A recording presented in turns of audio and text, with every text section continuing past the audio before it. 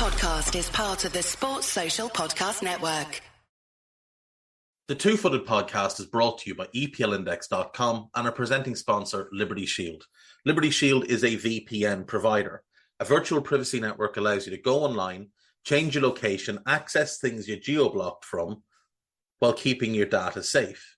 So, as an example, if you are a UK expat and want access to BBC iPlayer to watch Match of the Day, or ITV Hub, or all four, but you get that message that says this content is not available in your location, a Liberty Shield VPN gets you around that block, allows you to watch whatever you want on those services while also keeping your data safe.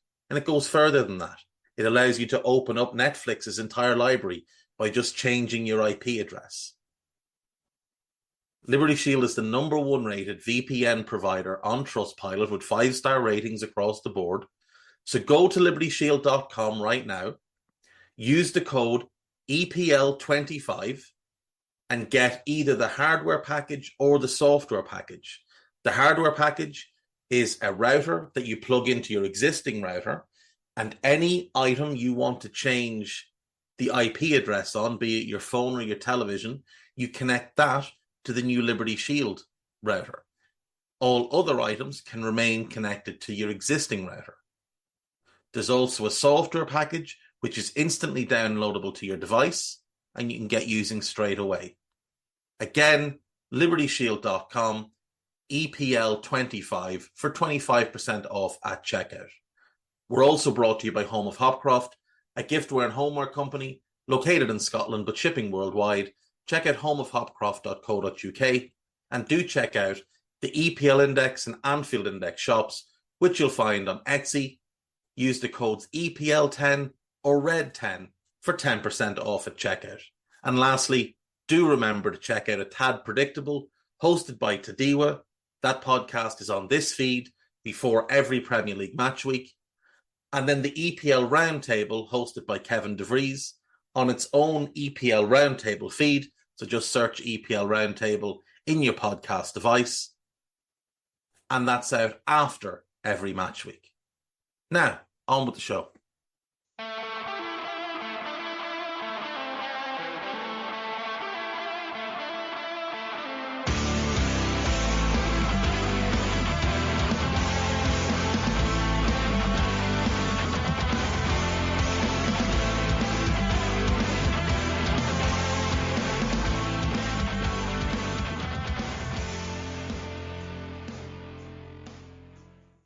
What's good, boys and girls? Two-Footed Podcast. Today is Monday. It's the 25th of March, and we had no good football over the weekend other than some charitable friendlies. There was some international nonsense. We won't be talking about any of that.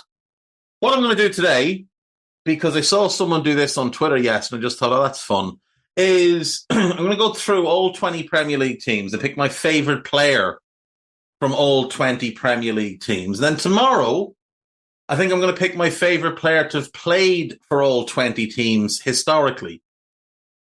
And that'll give me 2 days worth of content. So let's dig in. We will start with Arsenal. We're going to go 10 teams, take a break. 10 teams, take a break. And then do gossip, and that's us for today. Because with no games on, there's not a whole lot to really talk about. So, Arsenal. My favourite player in this Arsenal team is Bukayo Saka. I just think he embodies everything I enjoy about football. He's amazing to watch. Like, genuinely a phenomenal footballer with the ball at his feet. And there's others in the Arsenal squad that can absolutely be loaded in the same way. Gabriel Jesus is fantastic footballer to watch with the ball at his feet. Odegaard is immense with the ball, is such a good passer, he's so clever. But what I love about Saka is his versatility. He can play right wing, left wing, he can play in midfield, he can play as a left back or a wing back. And his work rate. I just think he has a phenomenal capacity and willingness to do the dog work for his team, which you don't often see in star attacking players. Some of them get the mindset that the fellas behind can do the dog work. I'm going to stay here, give it to me, and I'll win the game for us. It's not the case with him. He's been in Arsenal since he was 7, spent 10 years in their academy. He's been in the first team picture now for round about 5 years. 18-19, he made his debut. This is his 5th full season. He's already got 216 senior appearances for Arsenal and 32 senior appearances for England. I would worry that perhaps he's playing too much football at such a young age. But for now, I'm just going to enjoy every time I get the chance to watch him play. He made his debut in November of 2018. He wasn't long turned 17 years of age. Like, he's a veteran at this point. And I always hear people say, oh, Arsenal are a very young team. Age-wise, yes. But football age-wise, no, not so much. That's something we'll dig into maybe at a later date. But from Arsenal, for me, it's Bukayo Saka. I just think you watch him play and you can put aside any rivalries, any of the rest of the noise. He's just a joy to behold. Aston Villa then. Boubacar Kamara is the one there for me. I've been watching him play since he came through at Marseille. And we often talk about footballing IQ and game intelligence, and this guy just exemplifies that. He's not the biggest, he's not the quickest, but yet you rarely see him get bounced off the ball. You rarely see him out of position. He's just super smart. He knows how to use his body. I know he's listed at 6 foot. I would say he's more likely 5'10", 5'11". But he can play centre-back, right back, left back, or as the holding midfielder, and do them all to a very high level. Now, as a holding midfielder, I think he's one of the best on the planet. He's so good on the ball, so intelligent in how he uses it. Again, he's not an elite dribbler. He's not a great passer, but he always makes the right decision. He always finds time on the ball, which is so important. You can tell good players by simply the fact that when they get the ball, they always seem to have a bit of time. Even if there's a man right up on them, they always have that time to have a look, have a scan, see what the options are, and then pick the right pass. And that's what he does. His ability to shield his defence is tremendous. And Villa don't really give him a whole lot of protection. John McGinn's a ball chaser. Douglas Luiz has large spells where he'll just switch off in games. Jacob Ramsey's a worker, but he plays in a wide area. He's not in those central areas like McGinn and like Luiz and like Yuri Tielemans. Those lads, they're not giving Kamara huge support defensively. At times, like I see people praise McGinn for his work off the ball, but it's ball chasing. If the ball goes behind John McGinn, he will chase the player with the ball and often ignore the runners off the ball, even if it means he's cutting from one side to the other. And his man that he began with is now running free towards the Villa box. McGinn is locked in on the ball. I think Boubacar Kamara was going to leave Aston Villa this summer if they hadn't made the Champions League. Rumours are there's a buyout in his contract. There was certainly a lot of clubs interested in him. Villa have this situation where they might need to sell somebody to satisfy the profit and sustainability rules. One option is Jacob Ramsey. The other is him. Jacob Ramsey because he came through the academy, so it's all profit. But Kamara was a free transfer. So again, it will count as all profit that they can claim into their books. But unfortunately, he's got the torn ACL, so we're unlikely to see him again until October, November time. So he won't be moving now this summer. But The other thing with him as well is the natural leadership. He's just far beyond what you would normally see from a player of his age. He's 24 now, but he was captaining Marseille. Like, he was the under 19 captain, I think, at 15. He went into the reserves at 16, captained them, moved into the senior team at around 17, became a regular around 18, and frequently captained them.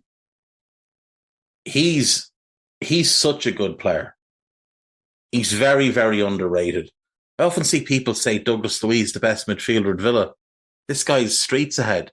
Douglas Luiz is inconsistent and he's unpredictable. But he's not a patch on Boubacar Kamara as an all-round player and in terms of his impact on the team. Moving on then. Bournemouth.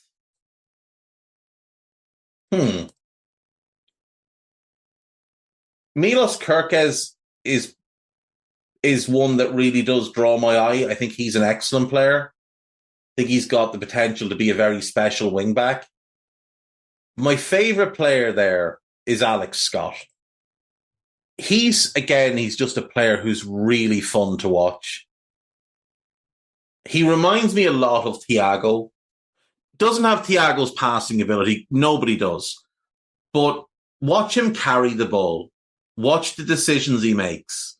Watch how he strikes the ball. And it's very Thiago-esque. He's so much fun to watch. He's got lovely balance. He's got good core strength. Players bounce off him. He's happy to take the ball on and carry it through the phases. Unfortunately, this season was delayed for him because he picked up 2 different injuries. But in the games he's played, he is such a difference maker. Bournemouth are so much more creative with him in the team. And I think next season, he'll play more as a 10 with 2 sat behind him, Tyler Adams +1, and they will look to play through him. And I think he will thrive.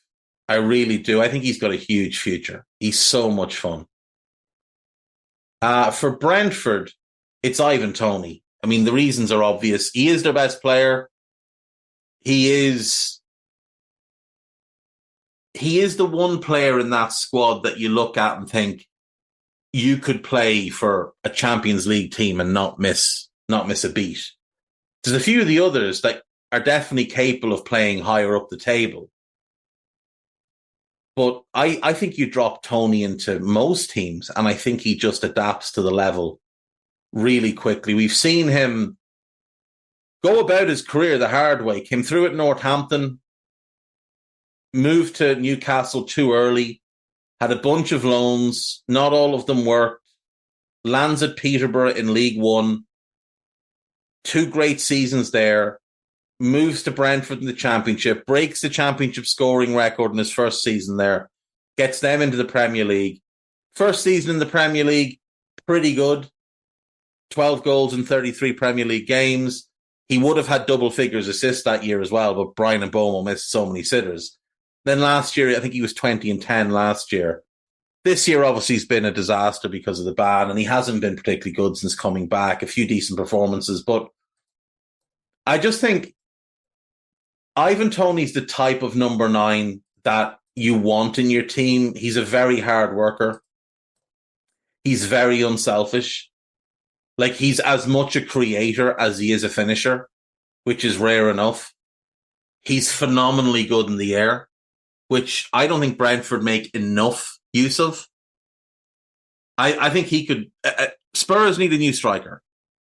I think Son needs to go back to the left to really get the best out of him. Ivan Toney, I think, is who they should buy. I've also said I'd love to see him at Villa because I'd love to see him and Watkins together. I just think they'd be absolutely horrible to try and play against.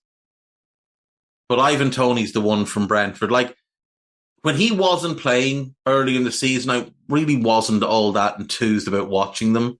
There's a few players there that I like Aaron Hickey and Rico Henry before he got injured, and I like Jensen and Norgard in midfield, and Nathan Collins because he's Irish. I'll always throw an eye on. And Mboma was a good player. How good? I mean, he's baseline good. Can he be very good to great? Maybe in the right team with the right coach. He'd need to get a lot more consistent in front of goal. But he's a fun player to watch. But for me, Tony is the one. Like Ivan Toney he makes everyone around him better as well. At Brighton, I love Purvis Estupiñán.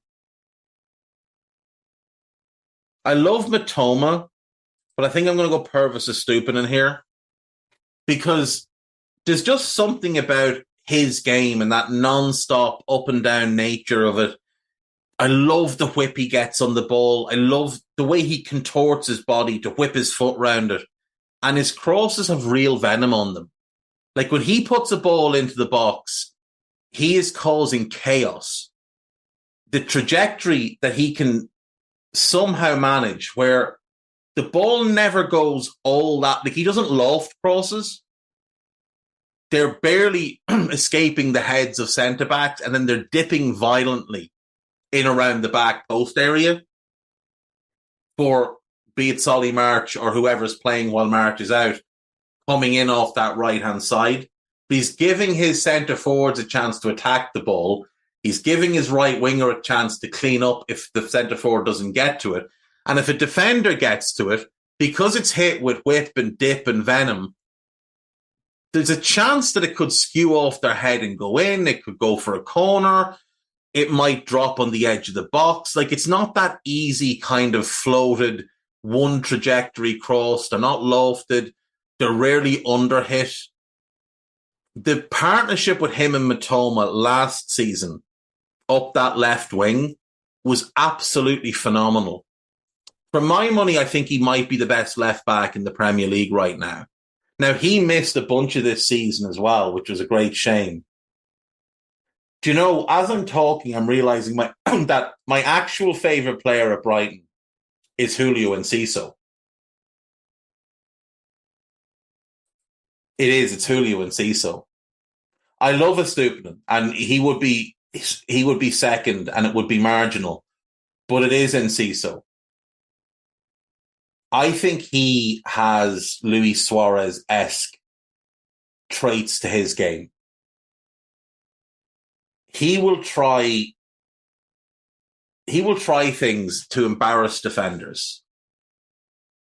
He works incredibly hard. He doesn't have great pace, but he's got enough over 2 to 3 yards just to give himself the space he desires. We've seen him score some absolute worldies. Now, he's obviously missed most of this season, and he played 7 times now. Only recently returned. I think I'll go him. Yeah, he's my favourite player in that team. He's just fun. He's just a lot of fun to watch. Now, Estupiñán is as well. But I'll go Enciso. For Burnley,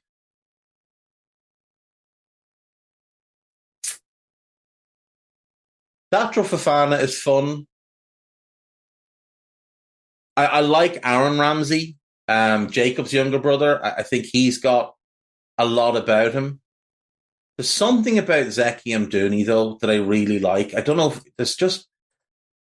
there's like a relaxed nature to his game, which probably doesn't lend itself all that well to a team battling relegation. But there's just something about the way he moves and carries the ball. He reminds me a little bit of Juan Carlos Valeron. Not that level of player, but just that at his own pace style, can slow the game down, can speed it up when he needs to, makes clever runs. I think in the right team, Zeki Amdouni does very, very well.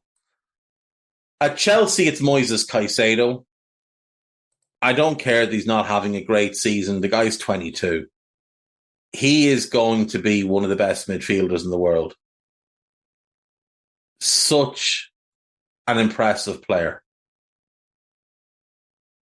super intelligent, reads the game brilliantly, great physicality, much quicker than he looks. Like, I watched him last season keep pace with Salah.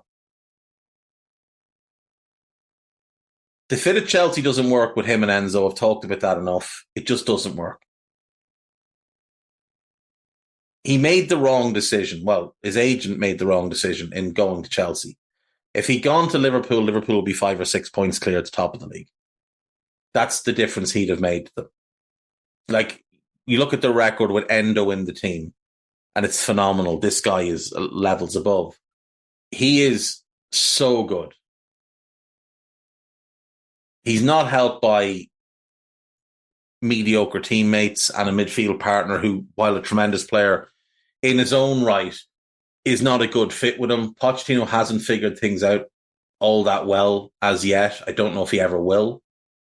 I think that pairing might work if he played a back three, but not if Thiago Silva's part of that back three. But if you could play a high line back three with Moises and Enzo, then it might work. But for now, it's not going to, especially not in a two-man. Crystal Palace. It's Michael Olise. I mean, there's not many players in the league that I enjoy watching more than Michael Olise. The grace, the balance, the speed, the power, his delivery is phenomenal. I think under the right manager, he's a left-footed Kevin De Bruyne. I think he's got that level of talent if harnessed right. I think if you played him left side of a midfield three with a holder and kind of a ratter, a box-to-box destroyer type, and let him be the one that the team runs through, let him be the one that is your primary playmaking option, I think he'd be sensational. There's, other than KDB and Trent, I don't think anybody in the Premier League has better delivery than him. And he's 22. Now, I know this season he's having a tough year with injuries. He's only played 11 or 12 Premier League games. But goal-wise, he was having his best season. He was creating chances galore. He was really in good form before he got hurt again. I don't know if we'll see him again this season, but he's just so much fun to watch. And if I was picking the French national squad, I'd have him in it. I think he's that good. I'd have him starting, personally. I think he's that good. He is going to have a great career if he makes the right move. The mighty Ev. It's Amadou Onana, isn't it? Like, he's the one I really enjoy watching from there. I just love that big, powerful box-to-box type destroyer. He's not a six. He's not a sitter. You need to play him with a sitter. Now, that sitter doesn't need to be a purely defensive player. That could be an Alexis McAllister type who just sits in and keeps things moving, keeps things running. But you free him up to go box to box. And there's Vieira vibes about him. Now, again, not saying he's the same level of player as Vieira, because Vieira is one of the best midfielders the game has seen. But he has that type of vibe to him, that type of aura, that type of power. He's good technically. He's actually very underrated technically. Like, he's got quick feet. He can dribble the ball. He's a good passer. Decision-making leaves something to be desired, but he's 22. So he's only going to improve in that regard. He's one that I think will need to leave Everton because they're not going anywhere.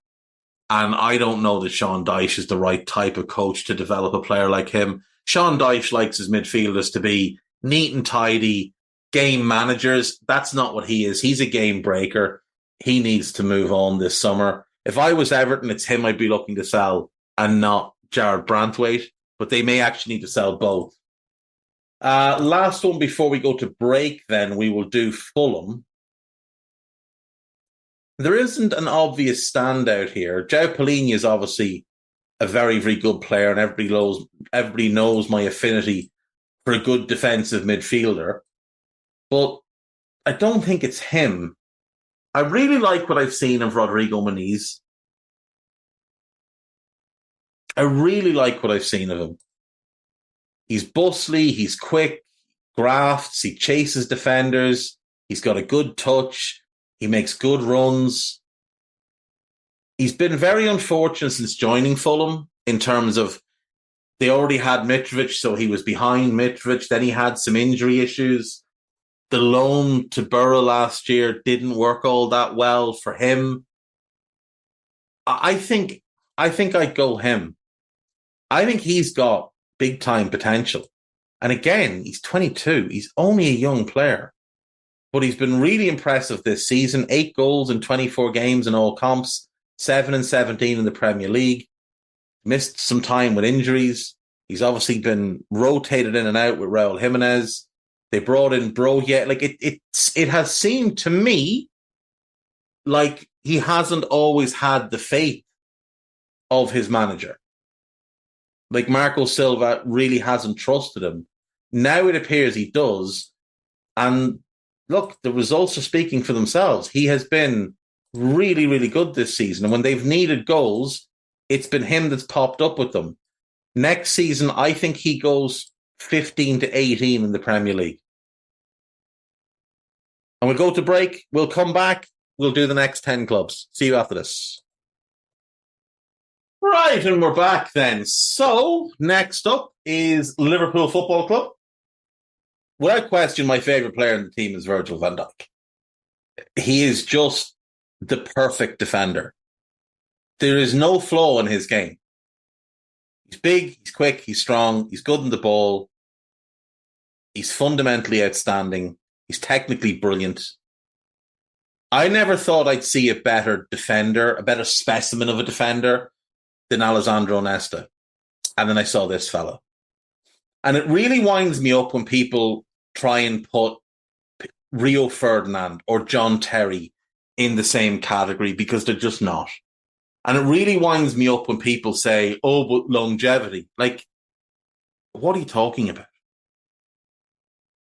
15-16 was Van Dijk's first year in the Premier League. He was the best defender in the league that year. 16-17, he's the best defender in the league until he gets injured. He tries to leave in 2017. The deal falls apart because Tom Werner has a big mouth. He's average the first half of the season with Southampton. He joins Liverpool in January. Phenomenal. Best defender in the league instantaneously from joining Liverpool. He's the best defender in the world, without a shadow of a doubt, in 18-19, in 19-20. Then he tears his ACL. Then he comes back in 21-22 and immediately is the best defender in the world again. 22-23, by his standards, was not a good season. By his standards. By normal defender standards, it was absolutely fine. By his standards, it was not. This season, he's easily the best defender in the world again. It's not even debatable. Like, the gulf between him and number 2 in the Premier League is about the same as number 2 to number 10. That's how much better he is than everybody else. Because all of the rest of them have flaws, and he doesn't. There is no flaw in his game. None. And people can lie and make things up, and they can do their little clips where they find 6 mistakes that he's made, and they replay them from 5 different angles to make the video seem like it's a minute and a half long, when actually it's about 20 seconds long. But you could make far longer videos for every other defender in the league just from this season. They're having to reach back 4, 5, 6, 7 years. Some of them have like an error that he made when he's at Southampton. That's how desperate people can be. You'll get fans of other leagues, and we won't mention them, but it's a top 5 league. It's not England, not Spain, not Germany, and not France, who want to cling to the lineage that league produced the best defenders, and they'll try and disparage him, but there's no real case to be made. He passes the longevity test. He passes the individual brilliance test. He's won a Premier League. He's won a Champions League. He passed the team success test. You can go back prior to him joining Southampton. He was by far the best defender in Scotland. His last season at Groningen, he's the best defender in the Dutch league. He is absolutely brilliant and has been for a long, long time. And he is the type of game that will age really, really well. He is the best defender the Premier League has ever seen. And the gap is widening with each passing season. He is that much better than everybody else. There's no reason to think he's not going to be the best defender in the league, the best defender in the world, for at least another 2 years. Because his game will age brilliantly. Because he has that incredible pace, but he doesn't rely on it. Because he reads the game at a phenomenal level. He's so dominant in the air. He's so dominant 1v1. It's just ridiculous how good he is. So yeah, it's him. Luton Town. I'm going to go Ross Barkley. He's the player there that I enjoy watching the most now. He is having a fantastic season. And he deserves a call up to the England squad. He really does. He deserves a call up to the England squad based on the season he is having for Luton. The only reason they're not nailed to the bottom of the league is Ross Barkley. And it's really good to see him starting to show what he's capable of, because when he came through at Everton, and it's a long time ago since he came through at Everton, he was immediately hyped to an unfair level. And Everton, I mean, they produce talent fairly regularly. But if we look at the players that have come through there and what's been said of them as they come through and what they go on to achieve, it rarely lines up. Like Rooney obviously had a great career. I still think he fell short of what he could have been, but Rooney had a great career. But like Jack Rodwell, when he came through, was hyped to the absolute moon. Bang average. He ended up being bang average. Danny Cadamarteri was another one. He was super talented when he came through. Loads of fun to watch. Never came close to realising his potential. Had a solid career. Played 18 years as a pro. But never played for England. And was expected to be an England regular when he came through. Francis Jeffers is another one. He was the next Robbie Fowler. He was the fox in the box, the poacher.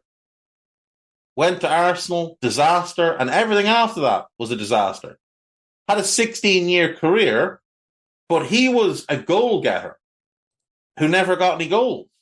He scored 52 goals in his career. 20 of them were for Everton. He played 12 years after leaving Everton, including a bunch of years in Scotland, the A-League, the Maltese Premier League. He finished off playing in League Two, played in the Championship, but played a bunch of years in the Championship, never found consistent goals. Like at Everton, 3 seasons, 7-17, 6-28, 7-14. After that, 2-10, 6-28. Never gets 6 again. Gets 5 with Charlton in 24 in all competitions. Gets 4 on a loan with Ipswich. Only in 9 games, so that was actually quite good, but still. Like 7 goals, which he managed in 14 games in 2000-2001 and in 17 games in 98-99.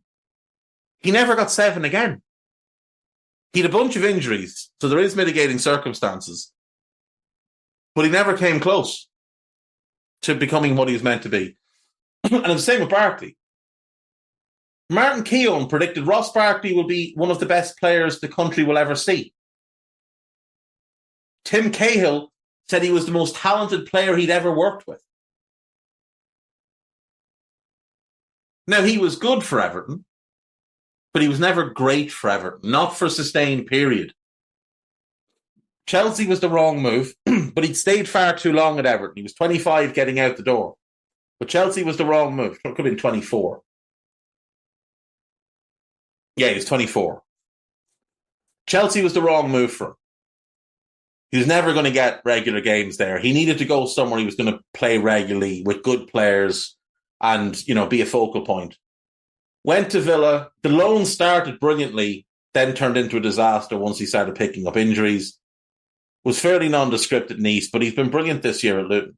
He really has been brilliant. He's got 33 caps. He hasn't been capped in 5 years. He's far more warranting of a spot in the squad than Jordan Henderson, for example. Manchester City. It's Bernardo Silva. I love KDB. Foden's great. Haaland's unbelievable. But it's Bernardo Silva. Now, he's a horrible little so-and-so, but he's such a good player. Like, he's so, so good. He's as good a dribbler as there is this side of Lionel Messi. His creativity is off the charts. He scores big goals for them. But what sets him apart from the others is the work rate. Like, the work rate is absolutely off the charts. To be that talented and graft that hard. Like I said it about Saka. Even Saka doesn't touch Bernardo in terms of work rate and how much dog work he gets through for his team. He is absolutely phenomenal. And I do watch him play pretty much every week. He is just so, so good. It's crazy to think this is year 7 for him at City. He had 3 great years at Monaco. And he was at that Monaco team. To this day, that's one of the teams I go back and I watch. Him right side, Thomas Lemar left side, Fabinho and either Bakayoko or Moutinho in midfield. And then Falcao and Mbappe up front. Sidibe at right back. Really, really good. Like, really, really good. We won't mention the left back. Glick at centre back. The centre backs and goalkeeper weren't quite of the same level as the rest of that team. But, I mean, Subasic was okay. He was okay. But not great. And Jemerson would have been the other centre back. And again, he was okay. Not great, but okay. But that team was tremendous. Really, really tremendous. Back to front. Well built. Well managed. And Bernardo was one of the standout players. And obviously Mbappe has gone on to become the best player in the world. But of the rest, Bernardo's the one that's kind of established himself as this was the second best player in that team. It's funny with Jardim that it just never really worked from anywhere else. Even before then, it never really clicked. Did well at Olympiacos, obviously, but I mean, it's Olympiacos. Hasn't really worked. I suppose he did well at Al Hilal in Saudi, to give him his credit. And I've no idea how he's doing with how he's done in either the UAE or Qatar, because I genuinely couldn't care less about those leagues. I'm not ever going to watch a game from those leagues. Manchester United, Bruno Fernandes.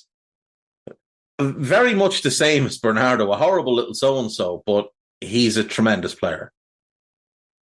He is a tremendous player. Now, I do like Rashford. I like what I see of Mainu. I like what I see of Garnacho. I think Højlund has a lot of potential, but it is Bruno. I mean, I think if he joined Liverpool when he joined United, I think Liverpool would have won multiple league titles since. I think he's what they were missing. that kind of goals. Liverpool fans would always say, oh, if we had Gerrard in this team, but we weren't. Liverpool didn't need a Gerrard. They needed a Lampard. And Bruno's much more of a Lampard. A midfield of Bruno, Fabinho and Wijnaldum would have propelled Liverpool to heights that they were denied because they were held back by the other fella that was in midfield with them. The tune. It's Bruno Guimaraes. I mean, I assume everybody's favourite Newcastle player to watch is Bruno Guimaraes. But he's too obvious, so I'm going to pass on him. And I'm going to go with someone that's barely played for them this year, but I think has a real chance to be a special player, and that's Lewis Hall. To me, he's like a left-footed Trent. His delivery is exceptional. He's a clever player. He's a versatile player, can play centre midfield, left wing, left back. He's even played left side of a front three at times, though it doesn't suit him at all. But I think Lewis Hall has a real shot at being a top player. He's only 19, doesn't turn 20 until September. So he's like a very young 19. Well, he's 19 and a half or just so. Either way, I think he's got a chance to be a special player. I love watching him play. And I think Newcastle will be well served to move to wing backs and have Livramento on the right and him on the left. Botman in the middle of a back three. You put pace either side of him. If you could somehow cling on to Guimaraes, you play Guimaraes and a box-to-box runner in a two, and then you go Isak, Gordon and Barnes as your front three. And that could really develop into a team that's a big problem for everyone else to face. You might want to upgrade one of the forwards, probably Gordon or Barnes, or maybe both of them long term. But I think if Newcastle committed to playing wing backs, I think Livramento and Hall would very quickly become stars. And I think in a way they could become like the Liverpool fullbacks were, Trent and Robertson. Hall as the Trent, the more creative passer. Livramento is more the outlet like Robertson, but Livramento is a great dribbler. And I think can do more than Robertson. Not as good a crosser as Robertson, but that can develop. But Lewis Hall is just a lot of fun. Nottingham Forest, without question, Morgan Gibbs-White. Do love Danilo, but Morgan Gibbs-White. He's one of the more entertaining players in the league for me. I think you could easily slot him into pretty much every team and he would improve it. Still only 24. Brilliant passer. Great set piece taker. Needs to score more goals. Now this season, he's got 4 in 33. Last season, he got 5 in 38. I'd want to see him up around the double figures mark every year, personally. He managed 12 on his loan at Sheffield United. I think that's the area for him to look to improve. But as a creator, he's one of the best in the league. Like, he genuinely is. He's just surrounded by some mediocre players, but he's one of the best creators in the league. Sheffield United, I'm going to go with the player that, well, unless you watch League of Ireland, you won't have seen. I'm going to go Sam Curtis. And the primary reason is that he's from my hometown. And that's actually all I really need, is that he's from my hometown. So we're going to go Sam Curtis. I think he's got big time potential as a defender. I think he'll be a right back rather than a centre back. Could play right side of a 3, but I think right back in a 4 is the best use of him. And he's still only 18, only turned 18 in December. Huge future ahead of him, in my opinion. Might need a loan. His brother Ben, by the way, also a talented boy. But I think Sam might need a loan first before he really makes a mark. Though with Sheffield United going down, he'll be in the Championship next year, and I'd expect big things of him. Tottenham Hotspur. I love Basuma. I really, really like Destiny Adoiji. Mickey van de Ven is like he's made in a lab. Heung-min Son is the obvious one, and I've been a huge fan of him for years. But Papi Matar Sarr this year has just caught my eye every time I watched him. He's so impressive. Clever, powerful, good movement, brave on and off the ball, which is important. I'll go Papi Matar Sarr. But with a nod to Heung-min Son, who's long been one of my favourite Premier League players, and I was making an argument, and I would stand by the argument that when him and Kane were together, I think Son is a better player than Kane. Kane's a better 9, but I think Heung-min Son's a better footballer than Harry Kane.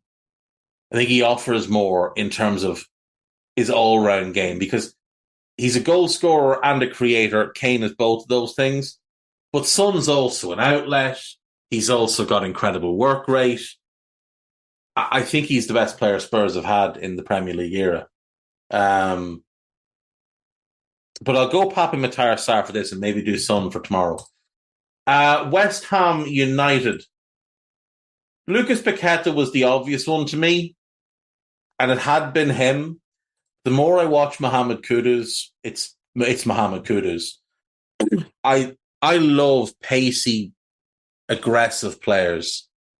And this guy, doesn't matter where he picks the ball up, he is wanting to make something happen. Either with a pass, and he's a very, very underrated passer, a cross, a shot, or as a dribbler. And he is a really, really good, aggressive, pacey dribbler who doesn't waste his time with silly step overs and different things like that. He just picks the ball up and he goes. And he commits defenders. And that's why I've got to go for him. And it's also why when I get to Wolves, I have to go for Pedro Neto, who for me is one of the best players in the league.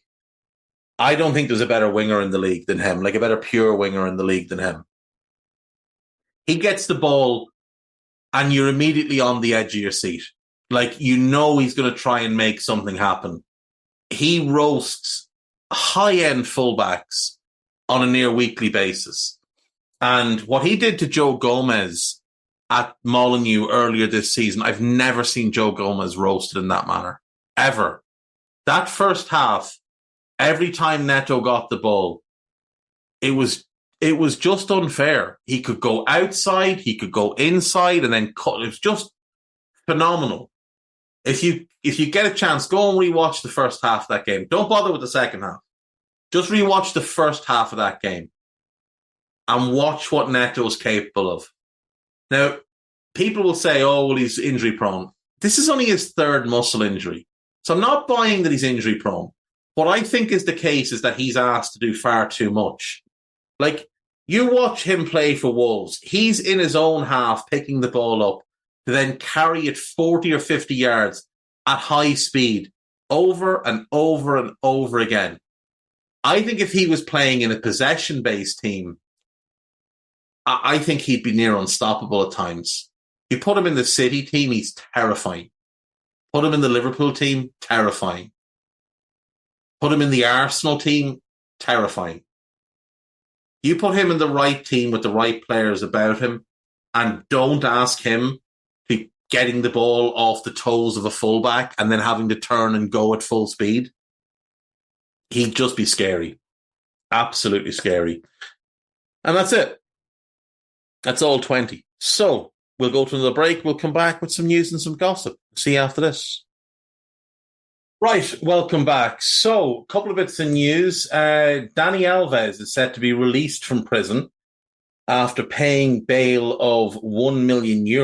He was sentenced to 4.5 years in prison last month, but he has now appealed and will be released on bail pending said appeal.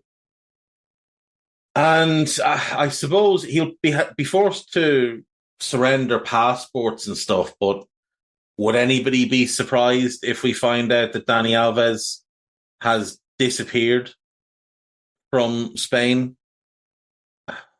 You know, let's wait and see. Ashley Cole is set to be inducted into the Premier League Hall of Fame, and rightly so. The second best left back in the Premier League era for my money. Tremendous player for Arsenal, tremendous player for Chelsea. won a whole bunch of trophies. Very, very consistent. Yeah, I mean, not a surprise. Not a surprise. And then finally, Stuart Webber has got himself into some bother. Now, I haven't heard the comments and I don't know the context of the comments, but apparently he said in a newspaper interview that Raheem Sterling, Abu Kamara, Jonathan Rowe, Max Aarons, and Jamal Lewis might have ended up in jail had they not been footballers. Norwich have come out and said that his comments about 5 black players do not in any way reflect the wider views of the club. Now, Webber obviously doesn't work for Norwich anymore, but yeah, that's very, very disappointing to hear him say things like that. That really, really does not speak well of him, and he is someone I thought quite highly of, but might find it hard to get in the job now. Gossip. Real Madrid have stepped up their interest in Trent Alexander-Arnold, whose contract expires next summer. Okay. Not surprising. Xabi Alonso will join Bayern Munich rather than Liverpool if he moves anywhere this summer. I think I think he's going to stay where he is. I think the German press are setting it up that, if he had left, he would have gone to Bayern. I think if he was leaving, he would go to Liverpool, but I think he'll stay where he is. Eddie Nketiah could leave Arsenal this summer. We've been hearing that for a couple of years. Chelsea are in advanced talks about appointing 43-year-old Sonia Bompastor, who is the Lyon manager, to take over from Emma Hayes, who's going to take over the US women's national team. Chelsea led the race to sign Endrick, but concerns about the fee allowed Real Madrid to beat them to signing. That just isn't true. That just isn't true at all. Real have been on him since he's about 13. Chelsea were interested. He was never going there once Real were interested. Manchester United are ready to firm up their interest in Gleison Bremer, who's got a 43 million release clause. Aston Villa could be forced to sell Jacob Ramsey, mentioned that earlier. Manchester United minority owner Sir Jim Radcliffe wants to change the role of the manager at the club, so it's more of a head coach position, primarily focused on training. Yeah, that's fairly standard. Newcastle might have to sell Alexander Isak. I just don't see how they could and make any money. Like, they'll get 80 million for him. They paid 60 odd. I know some of that will be gone due to amortization, but even at 80 odd, they're probably only making a 35 mil profit, which doesn't really seem worthwhile. Sunderland's Jack Clarke will not sign a new contract, which could spark fresh interest from West Ham and Lazio. Sven Mislintat could return to Borussia Dortmund this summer as director of football. Eintracht Frankfurt are not willing to pay the 8.5 million option to make Donny van de Beek's move permanent. United paid 40 million for him, or 35, and now can't give him away. Inter Milan could offer Kim Min-jae a move away from Bayern Munich less than a year after joining. He has lost his place in the team. Now, I think whoever is the new manager coming in will probably put him back in the team. But him at Inter with Bastoni as 2/3 of back three would be very, very special. Arsenal are monitoring Morgan Gibbs-White because Nottingham Forest might have to sell him. I just don't see how he fits at Arsenal. Joan Laporte says Barcelona have rejected an offer of 200 million euros for Lamine Yamal. I don't know where that offer would have come from. Maybe Saudi Arabia, maybe PSG, but I doubt it. Saudi Arabian club Al Hilal want to buy Brazil winger Rafinha from Barcelona, are willing to offer a deal worth up to 86 million. Barca would love that. But it is some sport who are basically a Barca fanzine. Newcastle want to sign Goncalo Inacio and Ousmane Diomande from Sporting Lisbon, but financial restrictions could prevent those moves. France forward Kylian Mbappe will not announce his move to Real Madrid, while there is still a chance the two sides could meet in the Champions League. Okay. Juventus are looking into a move for Mason Greenwood, Donny van de Beek. Eric Ten Hag still believes he has time to convince Jim Ratcliffe to keep him on. I think he will keep him on, being completely honest, at least for this year, and then change him next year. They've got too much to do this summer.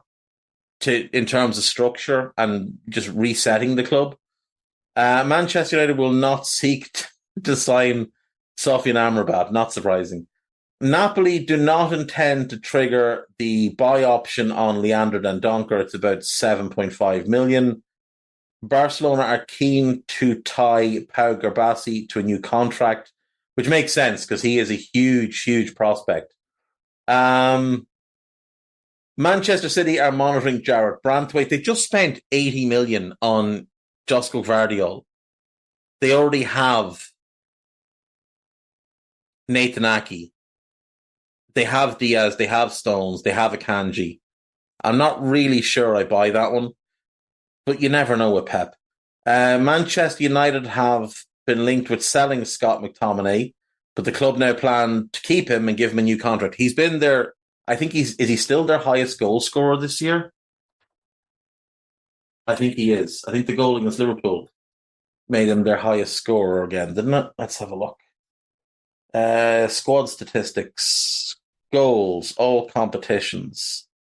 Oh no, Højlund has 13. McTominay has 9. But in the Premier League, McTominay has 7, Højlund and Rashford. So he's their joint top scorer in the Premier League and their second top scorer in all competitions. Madness. Manchester United are targeting João Neves as one of their summer priorities. Unlikely. United are also tracking Barcelona and Senegal defender Michael Faye, but may face competition from Bayer Leverkusen and Inter Milan. West Ham are planning a move for Ivan Toney. I don't think he'd want to go there. Maybe he would, but I think he'll be aiming higher. Liverpool, Chelsea and Manchester City have all been given a boost in their pursuit of Bruno Guimaraes, with the 26-year-old admitting he has other goals. He would make so little sense for Chelsea. I don't even know where to start.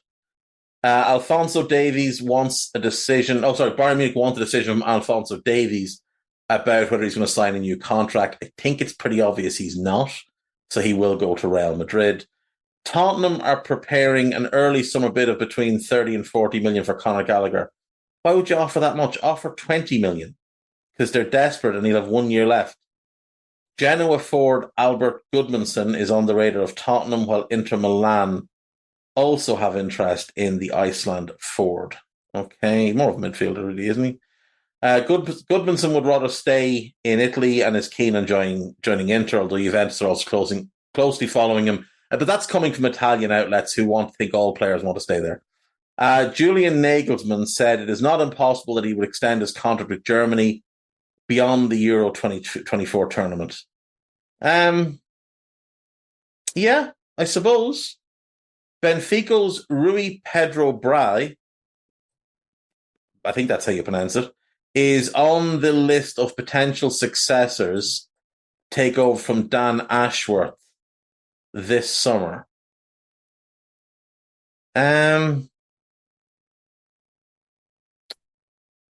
He's been the sporting director at Benfica for about a year and a half now. He was obviously a player back in the day, but he was in a pundit. Now he's sporting director. I don't know how much decision-making power he has at Benfica. I think Rui Costa handles most things, but you never know. Right, that'll do. I will talk to you all tomorrow. Take care of yourselves. Goodbye.